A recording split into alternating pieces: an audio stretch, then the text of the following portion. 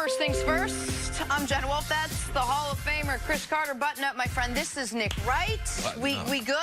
We're great. We are into the conference finals, which is great. There's much more to talk about with what happened last night. Zion is not, in fact, coming to New York. We'll let you know where he probably will go. The Lakers dysfunction continues, because why have a day when we have no Lakers dysfunction? We got to start with the Western Conference Finals, so that we will do. Game one between the Warriors and the Blazers. Warriors without Kevin Durant look like vintage Warriors. Steph Curry with 36 points, including 9 three-pointers in this one. Got help from his fellow Splash brother, Klay Thompson, 26 points. Golden State takes game one with a 116-94 final win. Steve Kerr now 18-1 in game ones in the last 5 seasons. Here's Steph Curry after the big win. I know what I'm capable of on the floor, and the situation calls for me to be a little bit more aggressive, and hopefully that'll continue. So obviously it's nice to see the ball going. I didn't shoot the ball well for 4.5 quarters and 4.5 games, I should say, in last series, and got off to a good start tonight. So want to maintain that. Houston had some success, trapping Steph and really getting out on him. Is this sustainable for you guys to keep dropping the big so far? Did they? I can't remember. When he had 33 in the second half, were they trapping then? Yes. They were, and he scored 33 in the second half. Yeah. Okay. Yeah, we'll look at that. Okay, so what adjustments, CC, do you think Terry Stotts or Nick, whoever wants to start here, what adjustments do the Blazers now have to make heading into game two? Well, that reporter is absolutely right. I think that's Anthony Slater. I could be wrong. Yeah, it's a legitimate question. It's a legitimate question, and it was a question that, if you're watching the game last night, through a quarter, I thought the Blazers keep blowing their assignments. Why Enes Kanter is in there not? Why is he standing midway in the lane when there's a pick and roll for Steph? I thought it was miscommunication. Right, I thought it was blown assignments, miscommunication. But then when it happens again and again and again, you realize, wait, they're doing what they're being told to do, which is guard Steph Curry the way I would imagine he has never been guarded since his freshman year at Davidson. Never been guarded where there's a scouting report on him, which is, oh, this guy's the greatest shooter we've ever seen. And I understand Terry Stotts was frustrated, and I get the point, Steph scored 33 in the second. The Rockets' defensive game plan against the Warriors was sound, and it was because they have a ton of experience against the Warriors. They had built their team to defend the Warriors. They weren't good enough to beat them, but that's a separate question. Yeah, they did have a good plan. They had a good plan. Yes. And by the way, in that second half of Game 6, when Steph went off, he wasn't shooting practice shots. He wasn't shooting step into it at the line, just ideal shots. They were tough shots. If the Blazers do not adjust, they will not be competitive in this series. So with respect to Terry Stotts, he's 36 hours after a Game 7 win. He's raw. He's upset because they got blown out.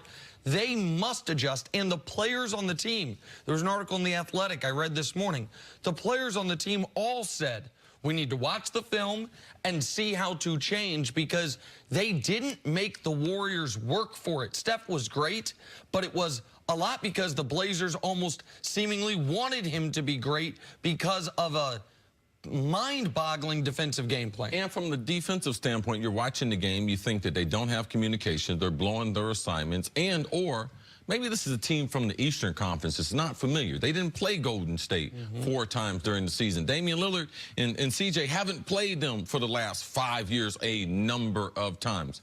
But that wasn't the case. So they're going to have to make some serious adjustments. From a defensive standpoint, they have to be able to adjust what they were doing. And Nick, the thing that let me know that it was a game plan, when I saw Kanter initially doing, I thought that they were trying to protect him because he's a defensive liability.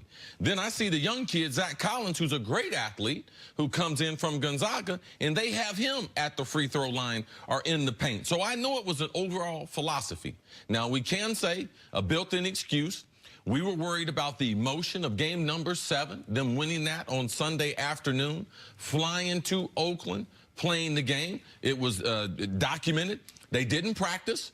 when they got to Oakland on Monday, didn't have a shoot-around yesterday. So the first bad ball to go through the bucket yesterday for them was in the pregame. So to me, that was to me more than anything else, just a lack of energy. They could not get the energy where they wanted it from game number 7, because in game number 7 against Denver, there was a build-up to that from game number 1.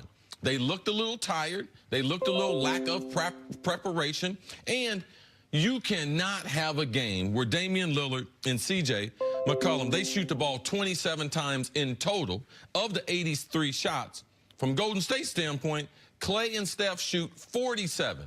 They get 20 more shots than the other backcourt of Portland. So those are the adjustments that are going to happen if Portland is going to make this a series. And while the lack of shoot around, the lack of practice, to me, that can account for some of Portland's struggles on the offensive end. But the struggles on the defensive end, to me, were they lost. That's legitimate. They lost this game before the game.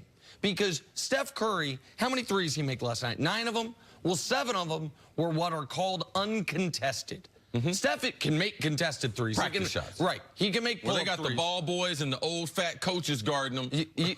You give Steph 10 uncontested threes, and he gonna make 7 of them. He's gonna shoot 70% on uncontested threes. It was ridiculous, and all they need to do when they watch the game film is look at how Golden State was guarding them.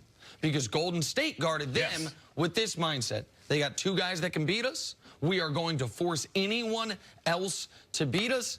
And Portland, even when one of Steph or Clay was on the bench, Jenna, even when it was Steph plus, Draymond, Quinn Cook, Kevon Looney, and Alfonso McKinney, they were still losing him. Yes. They were still losing. When it was just one of those guys plus 4 non-threats, they were still losing. And they did the same thing when Clay was on the court with them. Absolutely right. Clay, without Durant, the biggest benefit you have is there are going to be segments of the game where the Warriors only have one real offensive threat. You have to swarm him, and if Alfonso McKinney beats you, so be it. But that wasn't it last night. What happened last night was the offense looked tired and the defense looked unprepared. There were so many things we talked about that were going to factor into this game. How they were going to deal, how the Blazers would handle not having KD in there and take advantage of it. Who would win the battle of the backcourt, which clearly went to the Warriors. If the Blazers could slow down the Warriors in this one, which clearly they did not. But it all comes down to Steph Curry, who stepped up and once again said, well, this is what I do. We don't have Kevin Durant. We're going to do old school Warriors. And he did just that. How impressive was Steph Curry? He was impressive. And Jenna, you're right. And that's why yesterday I thought with our friend Cris is going to be joining us today, that's why Steph should be in the conversation for best player. It's not his fault KD joined him. Now, him and KD being 2 of the top 3 players in the world, yeah, did they forfeit some stuff, potentially the MVP? But when you talk about the conversation as far as best basketball player in the world, and now with KD being out, you're getting ready to see what we saw with Steph when he was the 2-time MVP. So very impressive what he did. It was aided by the lack of a great game plan. And you cannot play Steph Curry and not make it a street fight.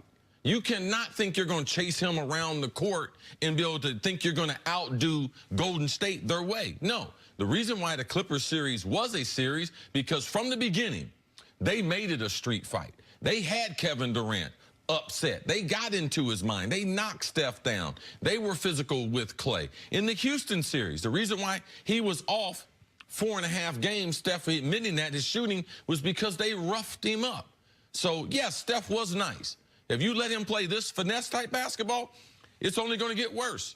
Like, he will continue to do this. So you got to make this a street fight. You got to be able to rough it up. But, yes, Steph Curry, he put his mark on this game and on his statement as far as this offseason without Kevin Durant, why he should be included in that conversation, the best in the world. And this is why I have so much respect for Stephen Curry, because he, more than Durant, more than Clay, more than anyone on the team, he sacrificed when he welcomed Kevin Durant onto his team. Because the world, in large degree, has forgotten how good he actually is, how dominant he can be, the gravity he alone can have on a defense. And this team was built, the team prior to Kevin Durant was built around his particular strengths. Bob Myers and company did a great job around looking at their transcendent player and figuring out why Andre Iguodala would be a great role player for them, why Draymond Green is more valuable to them than other people, and their ability to lose a guy who was playing at a higher level in these playoffs than arguably anybody, lose him, and instantly transition back to, okay, this is who we originally were. This is who we're probably going to have to be next year, and be dominant.